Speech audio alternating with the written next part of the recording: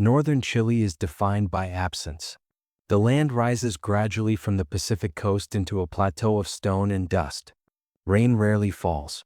Some weather stations in the region have recorded years without measurable precipitation. The ground holds salt, copper, and iron. Wind moves lightly across the surface, carrying fine particles that settle again without sound. This is the Atacama Desert, one of the driest places on Earth. Its horizons are wide and uninterrupted. Low mountains form long silhouettes against a pale sky. During the day, the sun is direct and unfiltered. At night, temperatures drop quickly. There is little vegetation beyond sparse shrubs adapted to scarcity. Beneath this surface lies a network of mineral deposits formed over millions of years. Mining towns developed in isolation, built around narrow roads and industrial yards. The San Jose mine sat within this terrain, near the city of Copiapó. It had operated intermittently for more than a century. From the outside, it appeared as a modest complex of structures against rock and sand. The entrance descended into darkness through a sloped tunnel cut into the mountain. Trucks and workers moved in and out on a daily schedule. The landscape gave no indication of instability. There were no visible warnings on the surface. The desert remained still as it had for centuries, indifferent to the activity below. The San Jose mine was located approximately 45 kilometers north of Copiapó, in Chile's Atacama region. It primarily produced copper with smaller quantities of gold. The mine had been active since the late 19th century, though ownership and operational control changed over time. In 2010, it was operated by Compañía Minera San Esteban Primera. The mine was not large by international standards. It was considered a medium-scale operation, employing a limited workforce compared to Chile's major state-owned mines. Its access route consisted of a single main ramp that spiraled downward into the mountain. This ramp allowed vehicles to transport workers and extracted material between the underground levels and the surface. Conditions at San Jose had been the subject of scrutiny before August 2010. Chile's mining industry is one of the largest in the world, and it operates under regulatory oversight. However, San Jose had received safety citations in previous years. There had been accidents, including a fatality in 2007. Temporary closures occurred, followed by reopenings after corrective measures were reported. The mine continued operating despite its record. On August 5, 2010, 33 men were scheduled to work underground.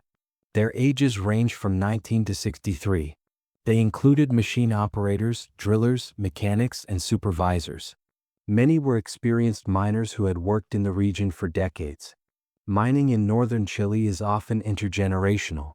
Some of the men had fathers or relatives who had also worked underground. Among them was shift supervisor Luis Urzúa, a veteran miner with technical training and years of experience. There was also Mario Sepulveda, known for his energy and ability to speak confidently in front of others. Yanni Barrios had medical training from previous work as a nurse's aide. Several of the men had limited formal education but extensive practical knowledge of mining operations. They began their shift as they had many times before. Trucks entered the ramp in the early hours of the morning. Equipment was transported downward along the inclined passage. The working level that day was approximately 700 meters, or about 2,300 feet, below the surface. The miners were aware of the depth. It was not unusual for Chilean mines to operate at similar or greater levels. Daily routines underground followed a pattern. Workers inspected equipment, drilled into rock faces, and loaded material for removal. Communication with the surface was maintained through radio systems and scheduled check-ins. Ventilation shafts circulated air into the lower levels. Refuge chambers, stocked with limited emergency supplies, were located in designated areas as a precaution. Despite previous safety concerns, the men reported to work. Mining provided stable wages in a region where employment options were limited. For many families in Copiapó and surrounding towns, this income supported households and extended relatives. The decision to work at San Jose was influenced by economic necessity as much as professional identity. There was no public indication on the morning of August 5 that conditions were about to change. The desert above remained unchanged. Trucks entered and exited the site according to schedule. Families expected the men to return home after their shift. Below ground, operations continued. Rock was drilled and moved. The ramp remained open, connecting the working level to the surface. The structure of the mountain appeared intact. The miners were accustomed to the environment. Darkness beyond artificial light. Constant mechanical noise. The weight of rock overhead. These were normal aspects of their profession. Nothing in the routine of that morning suggested that the access route would soon be sealed, or that the men would remain underground far longer than planned. Shortly before 2 p.m. on August 5, 2010, seismic activity was detected within the San Jose mine. Underground collapses were not unknown in mining operations, but the scale of what followed was significant. A large section of rock gave way deep inside the mountain. An estimated 700,000 tons of material fell, blocking the main access ramp that connected the lower levels to the surface. The collapse occurred near the entrance of the mine's spiral descent, sealing the route used by trucks and personnel. The 33 miners were working approximately 700 meters below ground at the time. Dust filled the tunnels. Visibility dropped sharply. The force of the collapse shook equipment and displaced debris across multiple sections of the mine. Ventilation systems were disrupted. Initial efforts were made by the miners to assess their situation. They attempted to move toward the ramp, but they found it blocked by rock. The scale of the obstruction made manual clearing impossible. Heavy machinery that might have shifted debris could not reach the collapsed section. They retreated to a designated refuge area located deeper inside the mine. The chamber was approximately 600 square meters in size and had been intended for short-term emergencies. It contained limited supplies, including canned tuna, crackers, and small quantities of milk. The provisions were designed to last a small group for a brief period. Above ground, supervisors and other workers became aware that communication had ceased.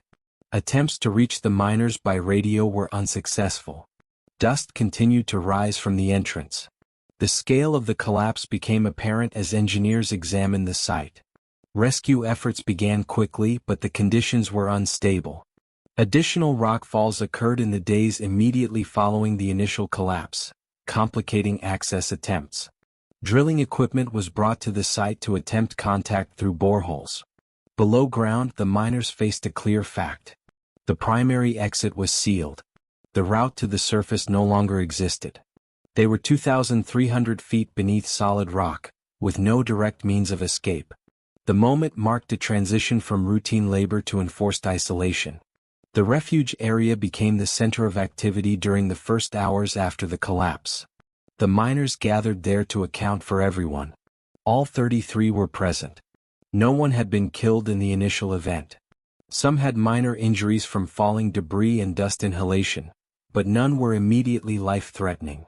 The refuge chamber was not designed for prolonged occupation. It contained approximately 2 days' worth of emergency rations under normal assumptions. There were 48 cans of tuna, several packages of crackers, and small containers of milk. There was also a supply of industrial water used for cooling machinery, which could be consumed if necessary. A separate emergency water reserve existed but was limited. Shift supervisor Luis Urzua assumed responsibility for organizing the group. Decisions were made collectively, but he maintained order. The first priority was rationing. Food was strictly divided. Each miner received a small portion every 48 hours, a spoonful of tuna, a sip of milk, and a small piece of cracker. The intention was to extend supplies for as long as possible while waiting for contact. Temperatures underground were high, often reaching 30 degrees Celsius or more. Humidity added to the discomfort. The miners removed unnecessary clothing and sought cooler areas within the refuge. Air quality remained breathable due to ventilation shafts that continued to function partially, though there was uncertainty about how long that would last. Time quickly became difficult to measure. Without natural light, the group established a structured daily routine. They divided tasks. Some were responsible for monitoring air circulation points. Others managed waste areas at a distance from the main living space to reduce contamination. Battery-powered lamps were used sparingly to conserve energy. In the early days, uncertainty was the dominant condition. The miners could not know whether rescue teams had survived the collapse above or whether the scale of the event was understood at the surface. Attempts to reach the ramp confirmed that it remained sealed by massive rockfall. Additional collapses in surrounding tunnels reinforced the reality that internal escape was unlikely. On the surface, engineers began drilling exploratory boreholes. Several attempts failed. Drill bits deviated off course or struck unstable sections of rock. The depth and hardness of the mountain complicated efforts. For the miners below, these failed attempts were unknown. They continued rationing in silence. After 17 days underground, on August 22, 2010, a drill bit broke through into a working area near the refuge. When it was withdrawn, a note was attached. The message, written in red ink, stated, "Estamos bien en el refugio los 33. The 33 are well in the shelter." The discovery confirmed that all men were alive. It was the first direct communication since the collapse. From that point, survival entered a new phase. Narrow boreholes allowed small supplies to be sent down through plastic tubes, later known as palomas. Water, glucose, medications, and eventually more substantial food were delivered in controlled quantities.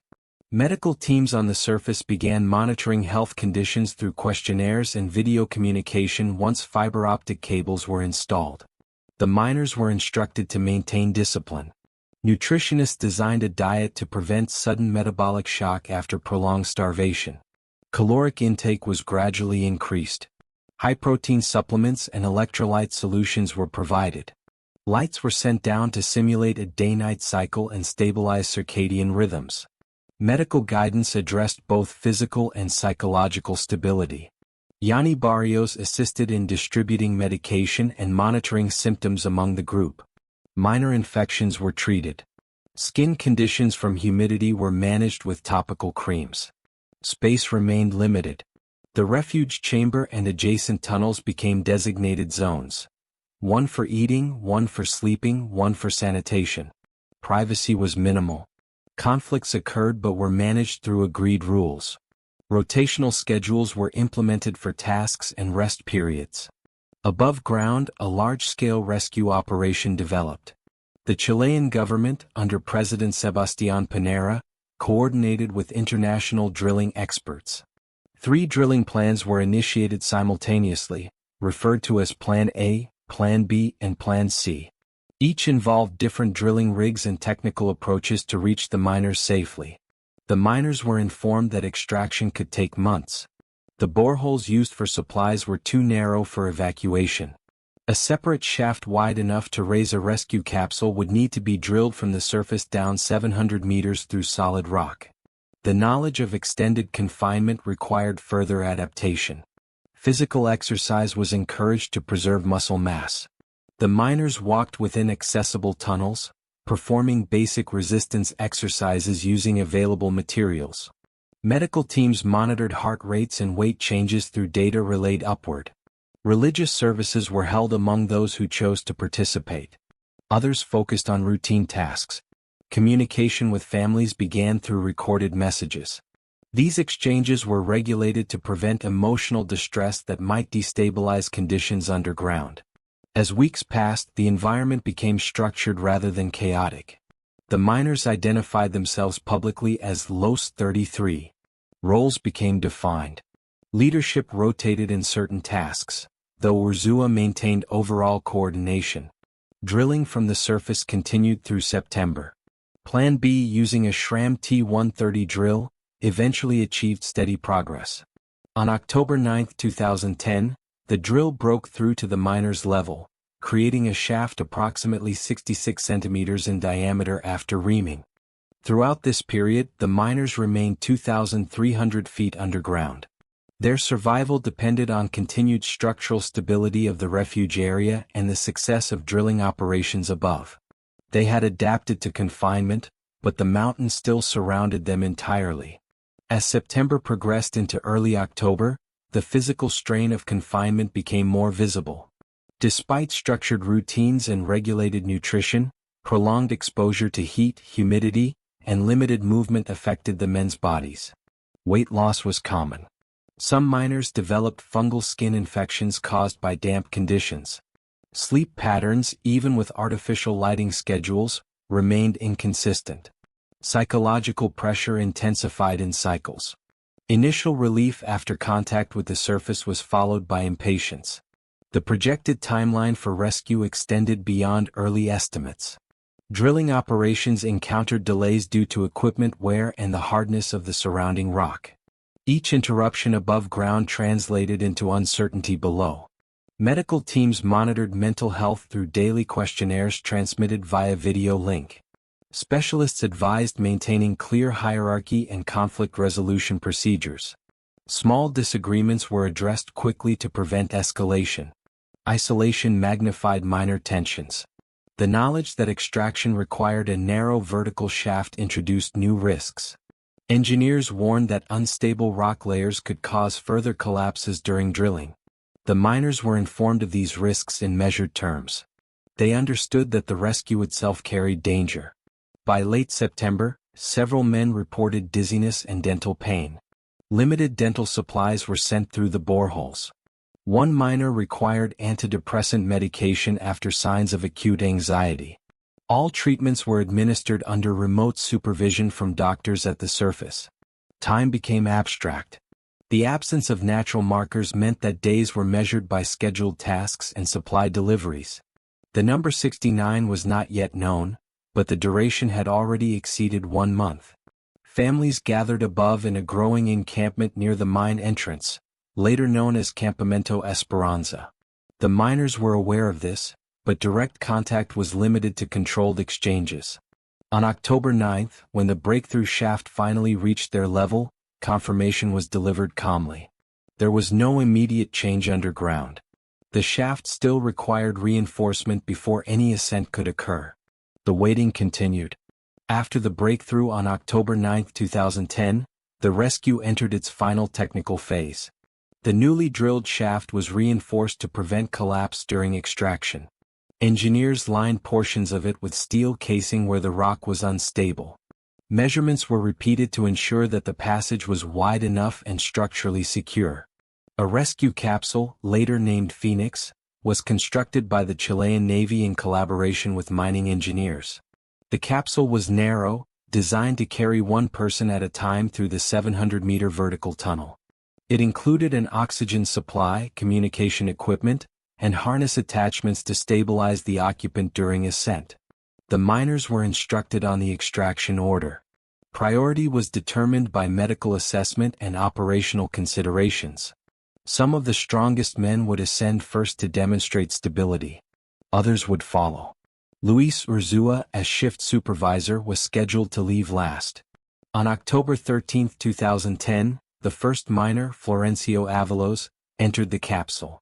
The ascent took approximately 15 minutes. He emerged at the surface after 69 days underground. Medical teams conducted immediate examinations before transferring him away from the mine site. The process continued steadily. Each miner entered the capsule, secured by harness, and was raised individually. Communication was maintained throughout each ascent. There were no major mechanical failures during the operation. Shortly before midnight on October 13, Luis Urzua became the final miner to reach the surface. With his arrival, all 33 men had been extracted alive. The site, active for weeks with drilling and coordination, began to quiet. The mountain remained in place. The entrance to the San Jose mine stayed sealed. The rescue of the 33 miners concluded without loss of life underground, but the event did not end at the moment of ascent. Medical evaluations continued for weeks. Most of the men recovered physically, though some required treatment for dental problems, respiratory irritation, and stress-related symptoms. Investigations followed. Chilean authorities examined the operational history of the San Jose mine and its safety record. Legal proceedings were initiated concerning regulatory oversight and corporate responsibility. The mine did not reopen. The incident prompted changes in mining safety discussions within Chile and internationally. Emergency preparedness procedures were reviewed. Refuge chamber standards were reassessed. The event became a reference point in industrial risk management. For the miners, life returned gradually to the surface. Public attention was intense in the immediate aftermath, but it diminished over time. Some men continued working in mining. Others chose different paths. The shared experience remained a fixed point in their lives, defined by duration and confinement rather than spectacle. They had been trapped 2,300 feet underground for 69 days. The mountain did not yield quickly. Survival depended on discipline, coordination, and external intervention. The desert above remains unchanged. Wind moves across the Atacama as it did before August 2010. Beneath its surface lies a reminder of the limits of preparation and the endurance of those who wait in darkness.